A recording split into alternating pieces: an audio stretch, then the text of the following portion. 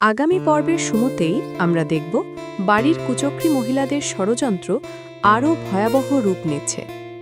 আগের পর্বে আমরা দেখেছি রোজা রাখা অবস্থায় অসুস্থ আলাউদ্দিনকে দিয়ে তারা জোর করে রৌদ্রের মাঝে ঘাস কাটানোর মতো অমানবিক কাজ করিয়েছে।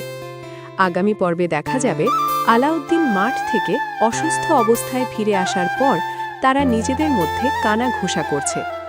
একজন আরেকজনকে জিজ্ঞেস করবে, বড়ভাবে ভাইজানের হাত পা ভালো করে চেক করছেন, আবার সাপে কাটে নাই তো।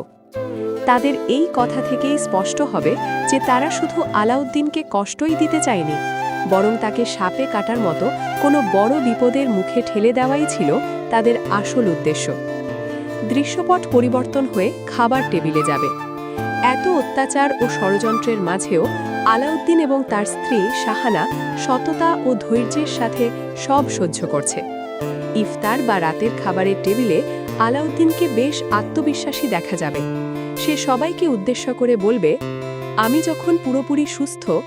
তার এই কথায় একটা দৃঢ় প্রতিজ্ঞার সুর পাওয়া যাবে। ছেলের মুখে এই আশার কথা শুনে বাবা আনন্দে বলে উঠবেন, আলহামদুলিল্লাহ।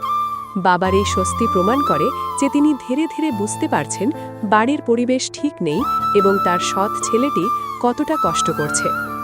আগামী পর্বের সবচেয়ে বড় চমক ও উত্তেজনার দৃশ্যটি হল ডাক্তারের আগমন। আলাউদ্দিনের শারীরিক অবস্থার মারাত্মক অবনতি হলে বাড়িতে একজন ডাক্তার ডাকা হয়। কুচক্রী স্ত্রীরা তখন ঘরের এক কোণে চিন্তিত মুখে বা চিন্তার ভান করে দাঁড়িয়ে থাকবে।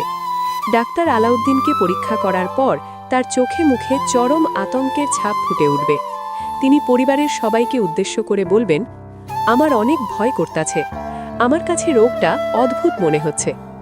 ডাক্তারের এই অদ্ভুত রোগ ডায়াগনোসিসের সাথে সাথেই দর্শকদের মনে পড়ে যাবে আগের পর্বের সেই ভয়ঙ্কর দৃশ্যটির কথা, যেখানে ফাতেমা নামের চরিত্রটিকে চুপি চুপি একটি বোতল থেকে তরল কিছু একটা গ্লাসে মেশাতে দেখা যায় এবং সে স্বীকার করে যে এটা কোনো বিষ নয়, বরং এমন এক কবিরাজি ঔষধ যা খাওয়ালে মানুষ ধীরে ধীরে অসুস্থ হয়ে পাগল হয়ে যায়।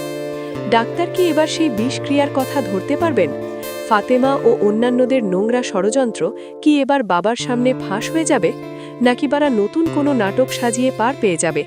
এই সব প্রশ্নের উত্তর মিলবে আগামী পর্বে। সত্য আর মিথ্যার এই লড়াইয়ে শেষ পর্যন্ত কার জয় হবে তা দেখতে দর্শকদের বেশি দিন অপেক্ষা করতে হবে না। নাটকটির ভিডিওর শেষে দেওয়া আনুষ্ঠানিক ঘোষণা অনুযায়ী সত্যের মৃত্যু নেই নাটকের আগামী পর্ব আপলোড করা হবে 13ই মার্চ দুপুর 3টায় ইগল ড্রামা সিরিজ ইউটিউব চ্যানেলে। সব রহস্যের জট খুলতে চোখ রাখুন আগামী পর্বে।